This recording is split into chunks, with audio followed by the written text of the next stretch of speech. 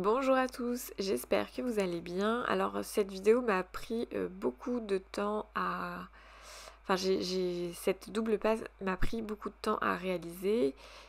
Du coup, j'espère que la vidéo sera pas trop longue, mais je vais essayer d'être... Enfin de pas être trop longue dans mes explications, mais du coup voilà, j'ai déjà coupé on va dire un petit peu la vidéo du début, c'est-à-dire que j'ai placé mes 4 angles en stickers, donc ce sont des stickers que j'ai réalisés moi-même avec la Cricut Maker, enfin d'abord sur Canva et après avec la Cricut Maker, et j'ai découpé avec mon mini massicot mes fleurs pour que ça fasse des angles.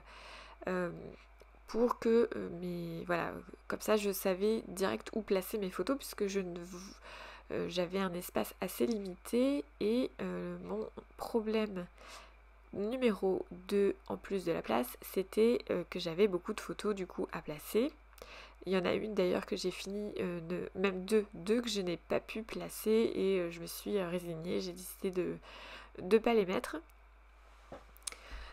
Donc cette semaine en fait ce week-end parce que ça en fait ça regroupe que le samedi et le dimanche on va dire, mais principalement le dimanche puisque j'ai réalisé, donc le samedi j'ai réalisé toute la déco de l'anniversaire de mon fils. Il n'était pas avec nous, on l'avait fait garder par mes parents, comme ça en fait on pouvait décorer la maison sans qu'ils viennent tout détruire. Et, et comme ça, tout était en place. Le dimanche matin, on a cuisiné pour les invités et donc il est arrivé, la maison était décorée. Alors comme je pouvais parce que j'ai pas fait non plus une déco de ouf, mais je suis quand même contente de ce que j'ai réalisé. On était parfaitement dans le thème, c'est le principal. Donc Raphaël a eu 2 ans, mais en fait il a eu 2 ans en septembre, mais on a fait la fête que un mois après, puisque on n'avait pas de week-end de libre avant ça. C'est ça le problème. Et donc voilà, je suis forcément pour la déco de ce memory planner, je suis partie sur à fond sur le thème automnal. Donc vu que j'avais ces stickers que j'avais déjà imprimés, je me suis dit qu'au niveau photo, tout ça, c'était en accord avec ma déco. Et du coup j'ai ressorti des tampons, donc là c'est les tampons Shoe and Flower, donc c'est des citrouilles, et puis il y a les tampons dans mes pochettes, et c'est je sais plus comment ça s'appelle, je crois que ça s'appelle Automne et citrouille ou un truc dans le genre, je sais plus. Je vous remettrai ça à l'écran. Et donc bah voilà, j'ai d'abord placé mes photos et j'ai fait ma déco après. J'ai fait un peu d'aquarelle, il me semble, vers la fin, mais je voulais pas trop en faire. Enfin, c'est pas que je voulais pas trop en faire, c'est que je voulais pas faire un fond trop chargé parce que je me suis dit que si je faisais un fond chargé et en plus de ça, je chargeais en photo, je me suis dit que ça risquait de pas être trop joli. Surtout mes photos, bah, au niveau... voilà, elles sont déjà chargées en détail, on va dire, donc voilà. Mes stickers, bah voilà, j'en avais, voilà, là j'ai rajouté un petit stickers, pareil j'ai essayé de décorer et puis voir après au niveau journaling ce qui me restait comme place. Surtout que là je savais que au niveau texte j'allais écrire que sur une seule journée, donc potentiellement j'avais pas non plus des milliers des choses, enfin des milliers pardon, de choses à dire.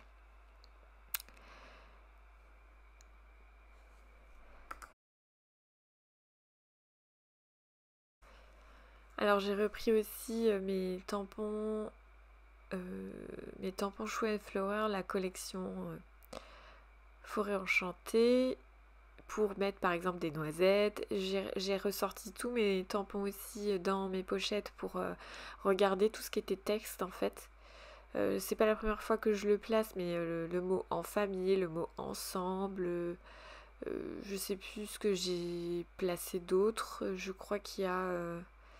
j'ai marqué joyeux anniversaire et en fait le joyeux anniversaire il est arrondi dans la palette enfin dans la planche de tampons de chez dans mes pochettes, et du coup je l'ai fait suivre, vous verrez sur les photos à la fin, mais j'ai fait suivre euh, joyeux sur une citrouille et anniversaire sur une autre citrouille. J'ai placé le mot automne, j'ai marqué It's a Beautiful Day, voilà, et ambiance d'automne aussi, voilà. Donc, et puis j'ai ressorti donc les glands et noisettes de chez Shoe and Flower. Pareil, je trouvais que ça allait bien avec la déco parce que j'avais, pour la déco, j'avais rempli un mini panier en osier, enfin, oui, si c'est ça, un mini panier en osier qui normalement est pour que mon fils puisse jouer avec. Mais là, je lui avais piqué et j'avais rempli de noix, noisettes, marron. Et ça faisait partie de la déco vu qu'on était sur un anniversaire automnal. Alors, quand je vous ai dit que j'avais trop de photos à placer dans cette double page, eh ben, c'était bien vrai parce que j'avais plus de place du coup pour mes photos de challenge et donc j'ai décidé de mettre une sorte de petite, enfin je sais pas comment appeler ça, mais une languette ou comme un marque-page. Mais du coup voilà, c'est une page mais très raccourcie de Memory Planner et en fait donc c'est recto verso et j'ai placé mes 7 photos de challenge sur cette petite languette là et comme ça me permettait tout simplement de rajouter des photos mais sans que ça prenne une page complète. Voilà, c'est une petite astuce que j'ai déjà vue plein de fois sur internet. Alors j'aurais pu le faire et je pense que je le tenterai la prochaine fois. Le faire sur par exemple du calque comme ça, bah ça allège encore plus enfin voilà, ça aère la mise en page. Là c'est vrai que j'y ai pas pensé sur le moment, j'y ai pensé bien après, c'était déjà trop tard, pardon. J'avais pas envie de tout recommencer. Donc voilà. Ça permet de rajouter sans qu'il y ait une page totale supplémentaire. Donc là je passe à l'aquarelle. J'hésitais à prendre mes crayons aquarellables ou mes aquarelles et finalement j'ai décidé de prendre, il me semble, que mes godets d'aquarelle. Et donc j'ai d'abord mis en couleur tous mes tamponnages, puis je suis venue rajouter encore une fois des petites touches de couleur, voilà, des sortes de petites taches d'encre par-ci, par-là. Voilà, j'aime bien faire ça parce que je trouve que ça met de la couleur sans que ce soit sans que ce soit un papier à motif derrière ou des choses comme ça. Voilà, je le fais souvent et j'aime bien. Alors comme d'habitude, j'aime bien contraster mes créations et j'y suis revenue en plusieurs fois de mémoire. Je crois que j'y suis allée une première fois à l'aquarelle, puis une seconde fois avec mes feutres Tombow. Je préfère y aller vraiment progressivement quand je fais ce genre de choses parce que j'ai toujours peur que ce soit raté ou moche si je vais trop tout de suite dans le foncé. Donc je préfère y aller progressivement, rajouter des couches s'il le faut, reprendre une couleur, un ton au-dessus s'il le faut, voilà, mais voilà, du coup voilà, je l'ai fait vraiment plusieurs fois. C'est moins risqué, je pense. Après, chacun fait comme il veut. moi j'ai pas l'assurance d'y aller fort tout de suite, on va dire.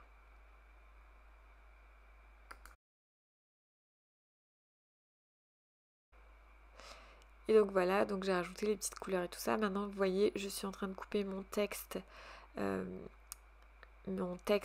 avec mon mini massicot. Donc comme je l'ai dit, je n'ai plus de papier transparent, donc je l'imprime sur du papier autocollant classique avec mon imprimante classique. Et pour information, je garde toujours les chutes de papier pour faire des petits caches, par exemple quand on fait du tamponnage et tout ça, ça me permet, voilà, je garde toujours mes chutes, je les jette pas hein, parce que ça sert toujours. Donc voilà, vous avez vu ma petite languette, hop, je la rajoute et comme ça, elle est dans cette double page sans que ce soit, on va dire, une page entière. Voilà, j'espère en tout cas que l'astuce vous aura plu. Bon, probablement vous connaissiez déjà. D'ailleurs, n'hésitez pas à me le dire en commentaire si vous aviez déjà vu ce genre d'astuce, mais je pense que oui. Et en tout cas, voilà, cette vidéo donc touche à sa fin. Je vous souhaite de très belles créations et je vous dis à très bientôt dans une prochaine vidéo.